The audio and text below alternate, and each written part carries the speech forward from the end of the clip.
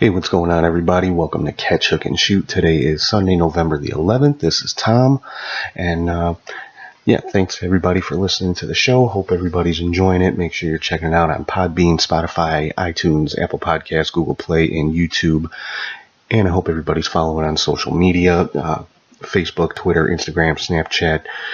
You can find the show on all of those at Catch, Hook, Shoot. And if you ever want to shoot me an email, questions, comments, anything you want to see or hear on the show, it's catchhookshoot@gmail.com.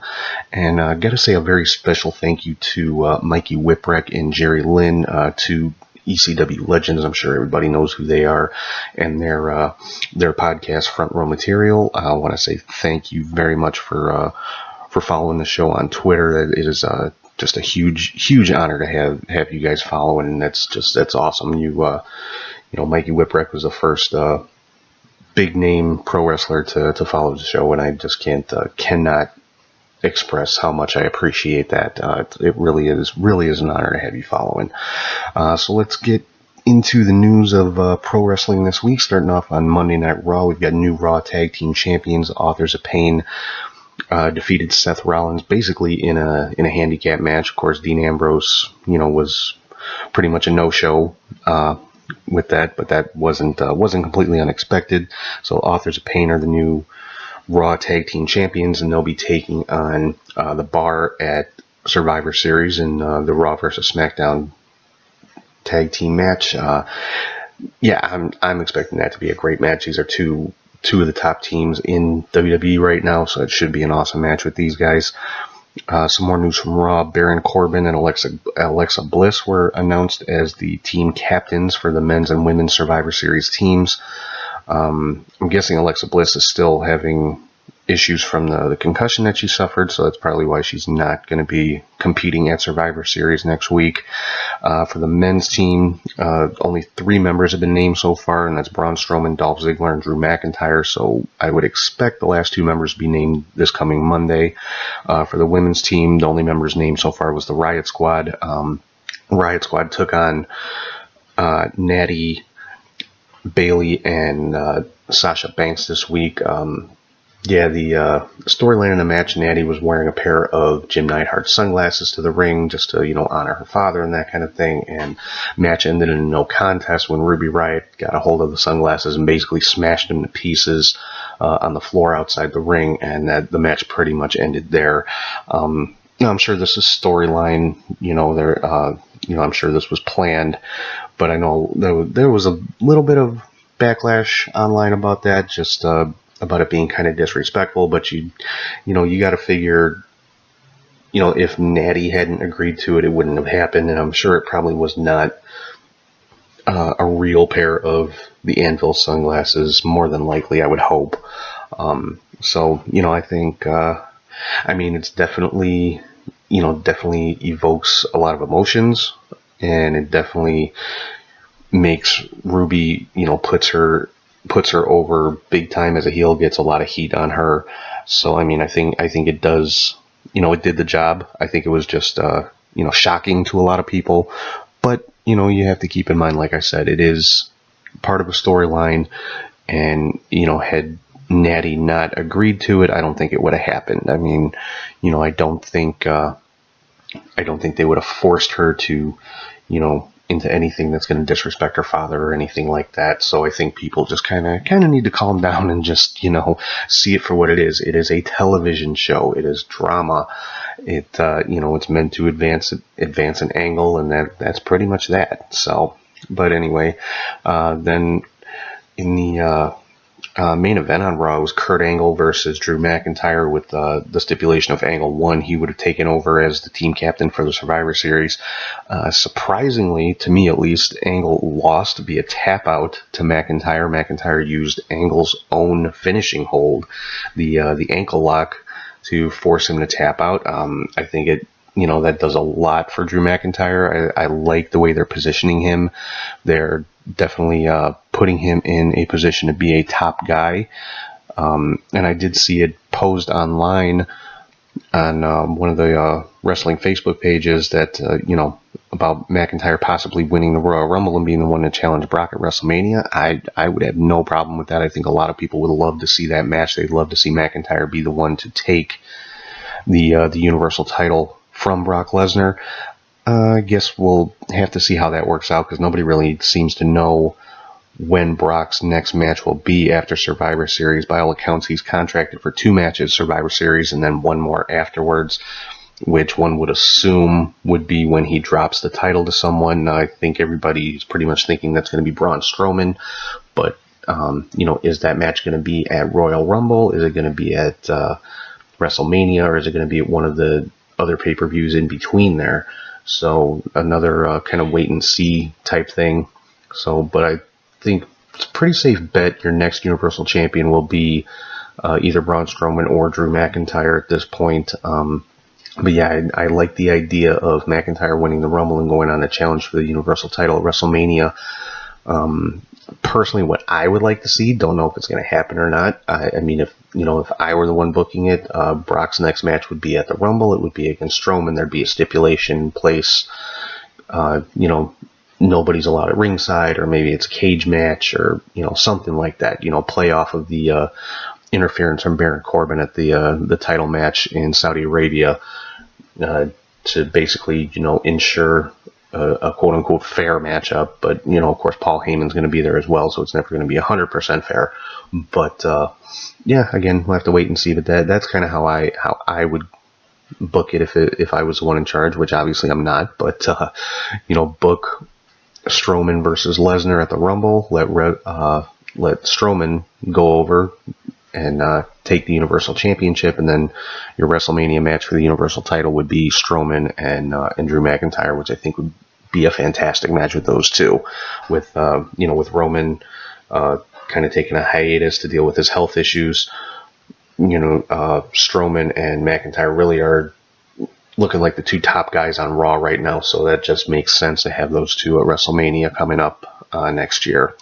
Another interesting angle from Raw was Nia Jax and Tamina Snuka seem to be on the same page now, and that is a formidable women's team, to say the least. And there's been a lot of women's tag teaming lately on both Raw and SmackDown, so it just kind of lends more to the creation of women's tag team titles that it's kind of been hinted at and rumored for quite a while. So we may see those pop up sooner rather than later. I don't know if they would have separate Raw and SmackDown women's tag team titles, or just one set of tag titles, because by all accounts the brand split is going to end in about a year when SmackDown moves to Fox. They're going to have superstars wrestling on both shows, because obviously Fox is going to want all the top stars on SmackDown to get as many eyes on the show as possible.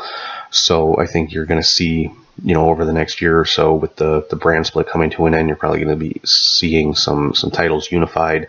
I really, really hope when they unify the Universal and WWE championships that they keep the WWE Championship and kind of discontinue the Universal, but I have a feeling it's going to be the other way around. I think the Universal is going to end up being the top title, and the WWE title may end up getting retired, which is kind of sad, because it is, the oldest championship in the WWE, lineage going back to the 1960s, all the way back to Buddy Rogers being the first champion.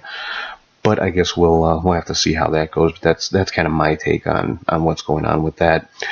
Moving on to SmackDown, Shane McMahon announced the captains for the SmackDown Men's Survivor Series team, co-captains, The Miz and Daniel Bryan, which, not really a surprise, but definitely an interesting pairing. It was kind of cool to see the interaction between the 2 of them throughout the show, when they were kind of, agreeing with each other on certain issues. So it was definitely an entertaining angle going on there. And some of the members that they've picked for the team, well, they've picked the entire team. First person that they chose was Shane McMahon, which, not really a surprise there. Shane seems to be getting quite a bit of ring time since he's come back to WWE. Even though his main role is as the GM, he's been getting in the ring pretty frequently for somebody in that capacity. And the remainder of the team is Rey Mysterio and Samoa Joe. So pretty good SmackDown men's team. Pretty well rounded, I would say. As far as the women's team, Paige came out and introduced all the members of the team. The first four were Carmella, Naomi, Asuka, and Sonya Deville. The fifth member that she announced was Charlotte Flair. Charlotte's music hit, but of course Charlotte did not come out to the ring. They're kind of playing up the angle. Charlotte seems to be kind of unsure of herself. Paige offered her to be the captain of the Survivor Series team last week, and Charlotte turned it down, and now she kind of no-showed with the rest of the team, and instead of Charlotte coming out, Mandy Rose came out, and seems to be a bit of a rift forming between Mandy and Sonya. Mandy obviously was the one who eliminated Sonya from the Women's Battle Royal at Evolution, so they're kind of teasing an angle between the two of them. So that should be fun to watch. I mean, Mandy, I think, is one that has caught quite a few people by surprise. I mean, if you watched her on Tough Enough, she was, kind of the pretty face. I don't think too many people took her seriously. By all accounts, Paige was not a fan of hers during the Tough Enough show. Obviously, that's changed because Paige was before Paige was forced into retirement. Obviously, Paige and Mandy and Sonya were, part of their own little faction there on Raw for a while. So Mandy, I think, is definitely one that has surprised some people in a good way. I mean, she's picked up and improved by leaps and bounds in the ring, especially considering she didn't have a whole lot of time in NXT. She had maybe a handful of matches in NXT and then got bumped straight up to Raw, and she's taken that ball and ran with it, and she's been very, very good to this point. So I can only see her getting better, and I think a program with her and Sonya Deville would be, serve both of them very well. Another interesting note from SmackDown: it looks like they're going to be having a Raw versus SmackDown tag team Survivor Series match, meaning 5 tag teams on each side. So it would be a 10-on-10 20-man tag team match, which they haven't done in a number of years. So that should, the first couple Survivor Series, that was always my favorite match, just because there were so many guys in it, and I always thought those were really cool, having 5 tag teams on each side. To see the captains would be for the SmackDown side, there was a match between the Usos and the New Day. The Usos picked up the victory in that one, and then immediately after the match, asked the New Day to be the first members of the team, which they accepted. So I'm curious to see who the rest of the tag teams are going to be that make up this team, because tag team wrestling in WWE has kind of fallen off the last few months. It was going really strong there for a while, and there doesn't seem to be as much emphasis on it now. So I'm really glad they're doing this 10-on-10 tag team match for Survivor Series. Like I said, it was always my favorite match in the old days of the Survivor Series, so I'm really happy to see that they brought it back, and I'm curious to see who all is going to be on each side. I'm sure on Raw you're going to have like the Revival, Bobby Roode and Chad Gable, unless they split them up before then, but I'm not thinking that's going to happen. Probably the Ascension, and I'm not sure that I'm not even sure if you have 10 viable tag teams in WWE right now, but I'm sure Heath Slater and Rhino will be in there somewhere. And on the SmackDown side, it'll be interesting to see who all ends up as part of that match. Moving on to NXT this week, an interesting backstage segment with Cassius Ohno and Matt Riddle and Keith Lee.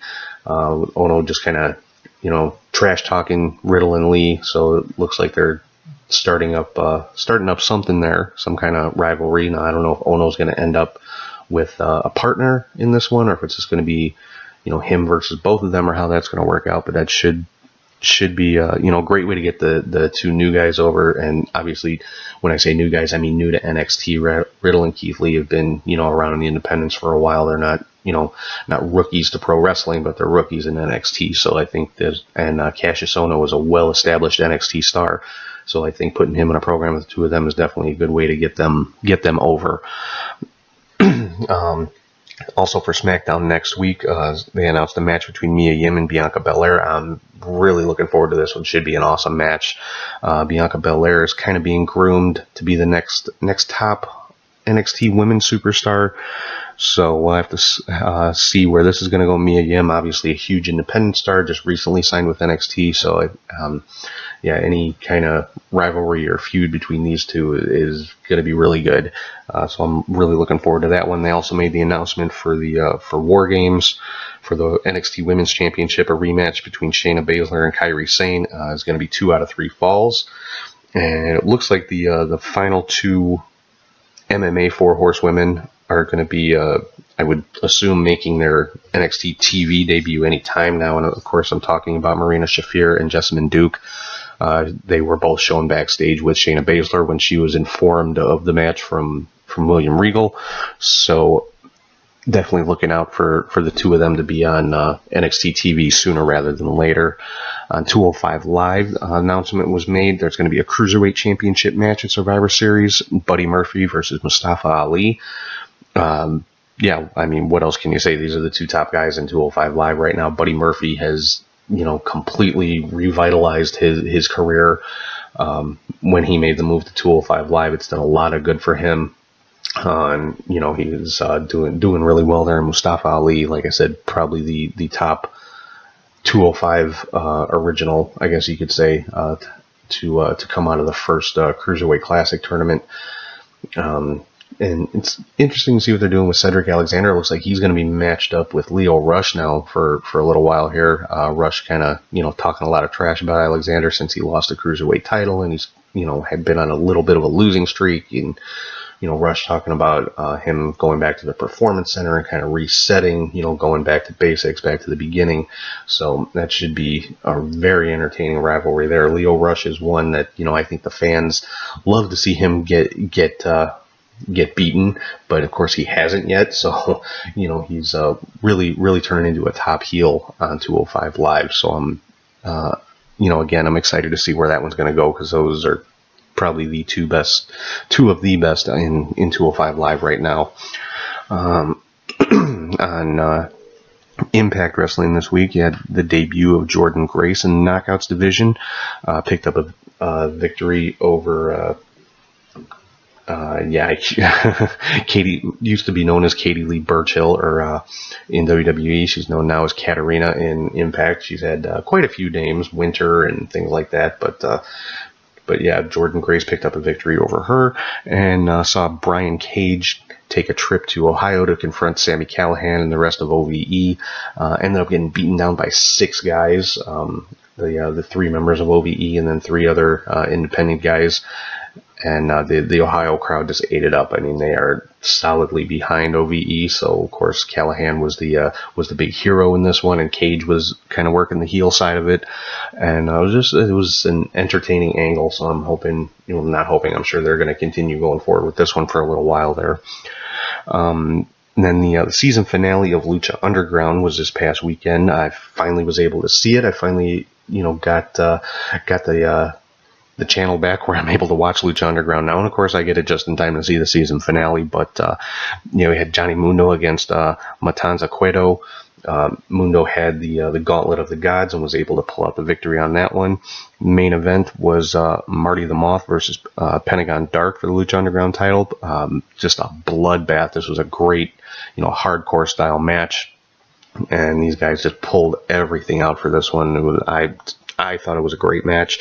Pentagon did get the victory and won the Lucha Underground Championship, but then at the end of the match, Vampiro came in and presented him with the title, and then immediately turned on him and brought out Vampiro's quote-unquote master. I'm not sure who this was. He was under a mask, looked like a fairly young guy, and handed out a beatdown to Pentagon.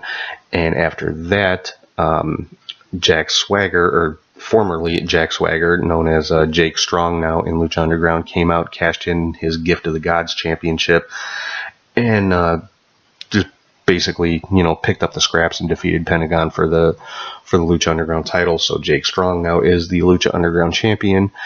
Then after the show, of course, they showed a lot of the backstage vignettes like they do every year during the season finale to kind of leave it on a cliffhanger. Matanza Cueto was quote-unquote killed by Lotus and Dragon Azteca Jr. With the Gauntlet of the Gods. Then after that, Dragon Azteca was left with holding the gauntlet, was attacked by Jake Strong, had his leg broken storyline, and Strong picked up the gauntlet and basically took possession of it and telling Dragon Azteca, this doesn't belong to you, it belongs to us. So they're kind of playing an angle where the Aztec gods have possessed certain wrestlers in Lucha Underground, Jake Strong being one of them. Another one was Taya. They showed a segment backstage with Taya and Johnny Mundo, and Taya just kind of turned and was dragging Johnny around the locker room by his throat. Don't know what's going to come out of that one. That was kind of left, again, like I said, on a cliffhanger. And, so you don't know if Mundo is dead or alive at this point on Lucha Underground. And then at the very end of the show, they showed a bunch of people in the limousine with Cueto and Jake Strong and the I guess the boss, or the Lord, as he's called, smoking a cigar. And at the very end of the show, the quote unquote Lord leans forward, and it's Stu Bennett, or Wade Barrett as he was known in WWE, asking, does anyone else have any bad news? So I thought that was a pretty cool way to end the show on a cliffhanger there. The only thing is, season 5 is kind of in question. There hasn't been any confirmation that it's going to happen. I guess it's kind of in doubt. So I mean, this may be the last Lucha Underground show ever, which would kind of suck. I'd like to see how these storylines play out. But I know the last couple seasons, they when they've ended, they haven't had an official announcement of the next season quite yet. So hopefully that's the case here, and it'll be announced sometime coming up soon. That they are going to have a season 5. But again, it's one of those wait and see things. So yeah, that's really about all I've got for this week. I don't have a specific topic to talk about. And I'm sure those of you who check the show out on YouTube, as you can see, there's no video this week. I'm just doing audio.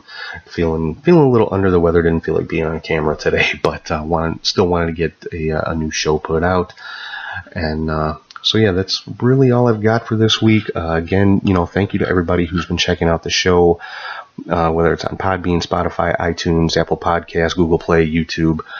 Thank you so much for the downloads, for listening. I would love if any of you guys can leave reviews or, star ratings, whatever it may be, I'd love to see those. And again, social media, Facebook, Twitter, Instagram, Snapchat, all of those, you can find the show at Catch, Hook, Shoot. Feel free to leave any questions, comments, criticism. I'm open to it all. Love to hear anything that you guys would have to say as far as opinions on the show. You like it, you don't like it. What do you like? What don't you like? What can I make better? And I hope everybody's, helping me spread the word. Tell your friends about the show. I love the fact that I do have as many listeners as I do, and I'm always trying to get more. So, any word of mouth advertising is always a huge help and is greatly appreciated. I know I mentioned last week, I'm working on some things for the show coming up here in the next few weeks.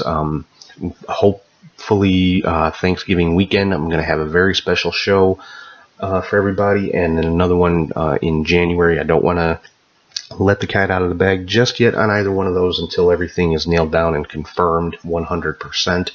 So, but I will keep you guys in the loop. Hopefully next week I'll have an official announcement as far as the Thanksgiving weekend show goes. And that one, if everything comes together, it's probably going to be a fairly long episode, probably, I'm guessing, at least an hour and a half to 2 hours. So just to let you guys know, because I know I normally don't go much past 30 to 40 minutes at the most. But yeah, like I said, I will have an official announcement about that next week. And as far as the January show that I'm planning, I'm hoping to have something official on that one at least by Christmas, so that I can let you guys know, so that you can all tune in and check that one out, because that one I think is going to be a lot of fun also. So that's pretty much it for this week. Again, thank you so much to everybody who checks out the show. You are greatly appreciated, and I know I'm having a lot of fun doing it. I'm hoping you guys are enjoying listening to it. And again, feel free to leave any questions, comments, anything like that, whether it's on any of the the podcast platforms. If you want to leave me any reviews or comments, or on social media, or if you want to shoot me an email, it's catchhookshoot@gmail.com. But for right now, I am going to sign off. Hope everybody has a great week, and I will talk to you guys soon.